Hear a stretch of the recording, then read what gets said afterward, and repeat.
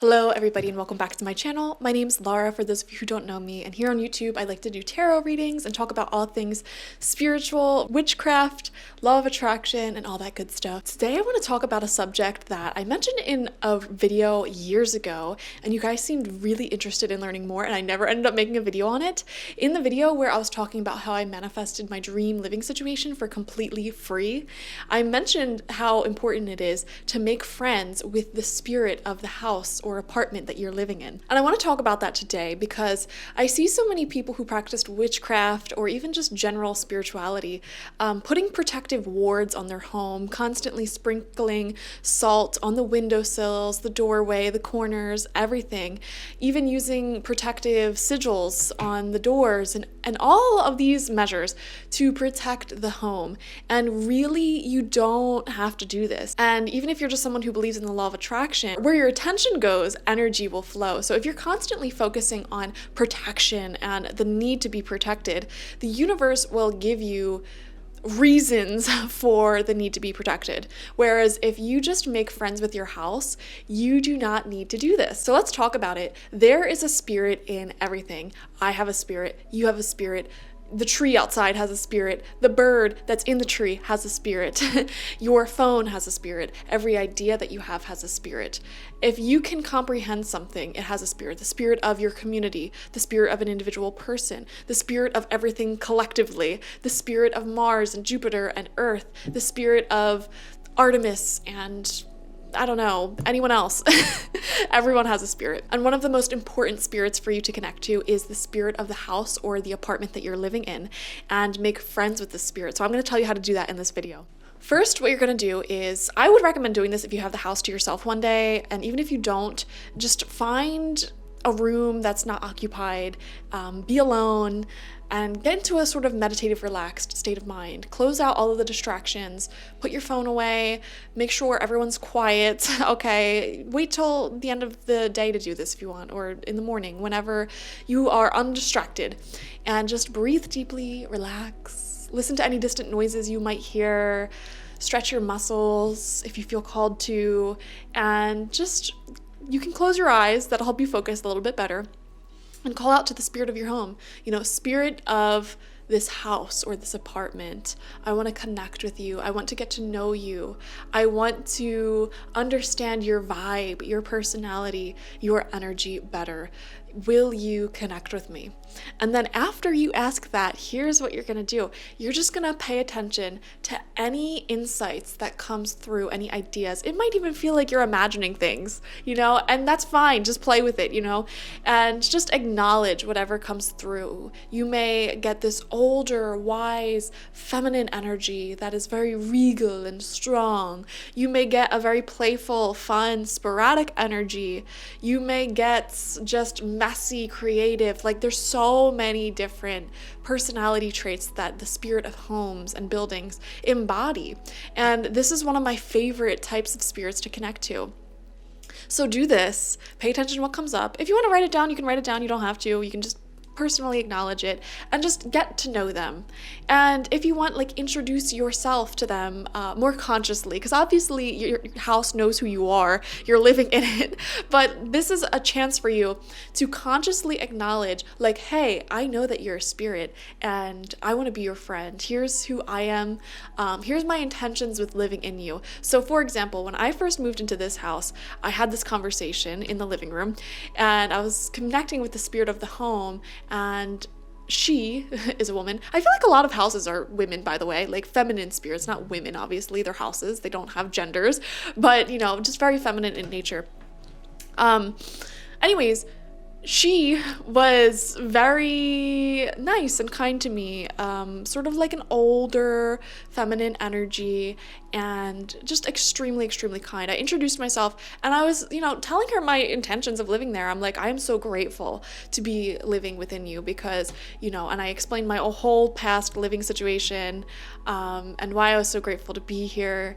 And I had a concern on my mind at the time, and I brought this concern to the house. I was like, listen, because I moved in here and everything was perfect for moving in or selling the house. Like all of the walls were like gray, everything was modern and fixed up. And I have a lot of personality, I like a lot of color, and I really wanted to paint the walls all these fun colors and rip things up and change things. But I was scared because I'm like, I don't want to destroy the value of the home. And I literally asked the spirit of this home for their opinion. So I was like, listen, like, I don't know how to decorate the living room. I was a little stuck on that. I'm like, how do I decorate the living room? And what do you think of me making this really bold color choice for my office, this room actually? And they were like, Laura, listen, I have been here since like the 40s or whatever. And everyone who's lived in this house has been very like normal and average and like keeping good care of me, which is great. But like, I could use a change. Like I could use some spiciness. I'm excited for you to like explode color everywhere and just really do the most. And I was like, okay, that's cool. And it really gave me the reassurance of my ideas for what to do with the home. And whereas before I had this conversation, I was really scared. And so I literally asked the spirit of my home for advice on decorating. And they gave me a lot of reassurance. And then I was sitting here, meditation, eyes closed, doing what I just told you to do. And I even got like these visualizations in my head of how I should arrange things in the living room. Because again, I didn't know what to do. And the spirit of the home was showing me like seasonal decor. And they're like, yeah, swap the decor out every season, do this, do that, whatever. And I'm like, that's actually perfect. I love this. So yeah, they gave me the go ahead to decorate the way I wanted to decorate and advice for how to decorate.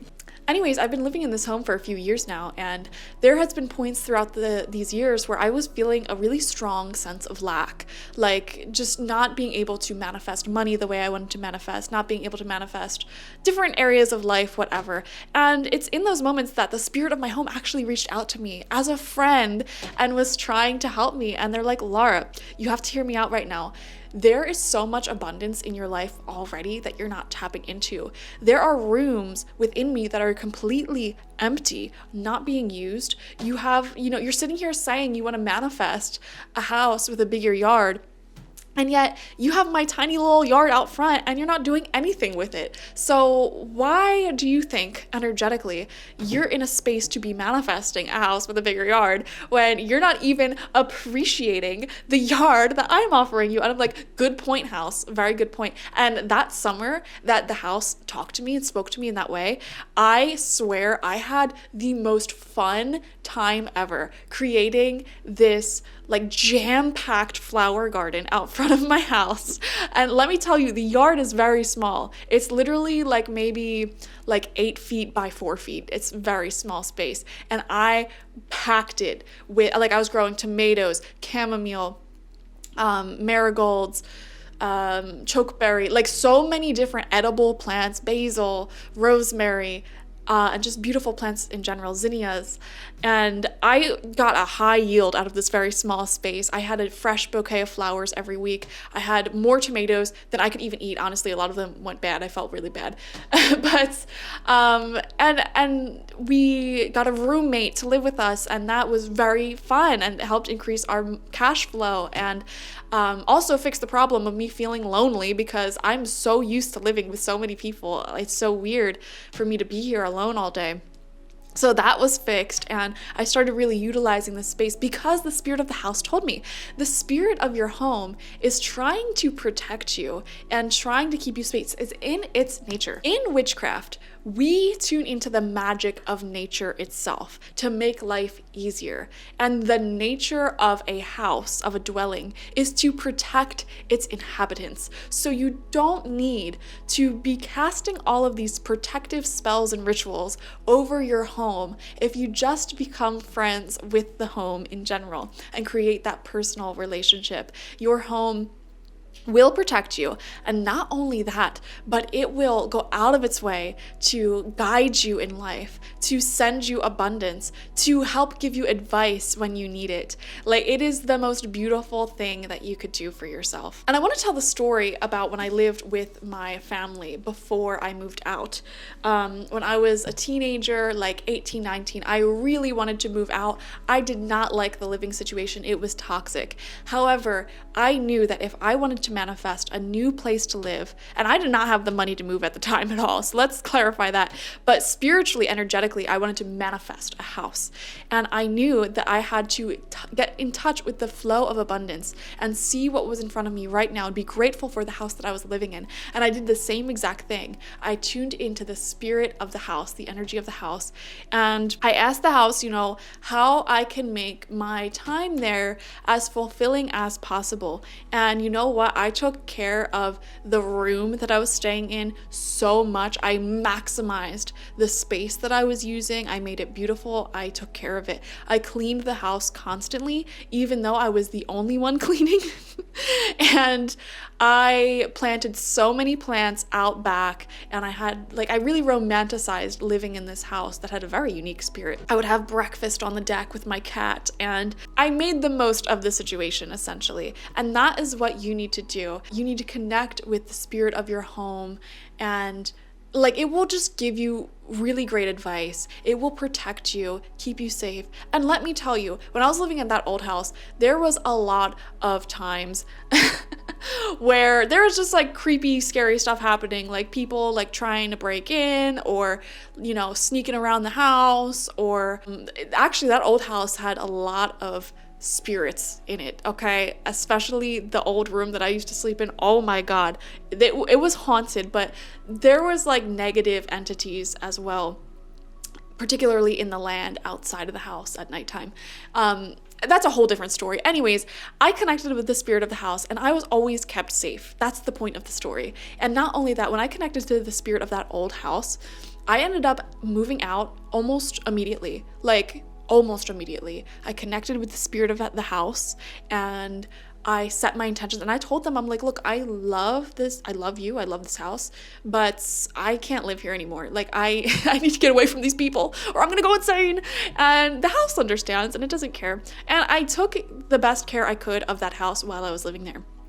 And very quickly afterwards, I connected with another house, which leads me to my next point. The spirits of houses can communicate with other house spirits. So if you're trying to move, okay, and your current house that you're in, you do not take good care of, okay, you are not keeping it updated, you're not fixing the leaks, you are abusing the house, they're gonna rat you out to any other houses that you're trying to be living in, okay? And even if you do end up moving, I feel like that can bring a lot of bad luck to you, because spirits can interact with other spirits. It doesn't even matter, the spirit of your house can interact with the spirit of a tree or a squirrel or anything, it's us humans that have forgotten the way of telepathic communication with other spirits.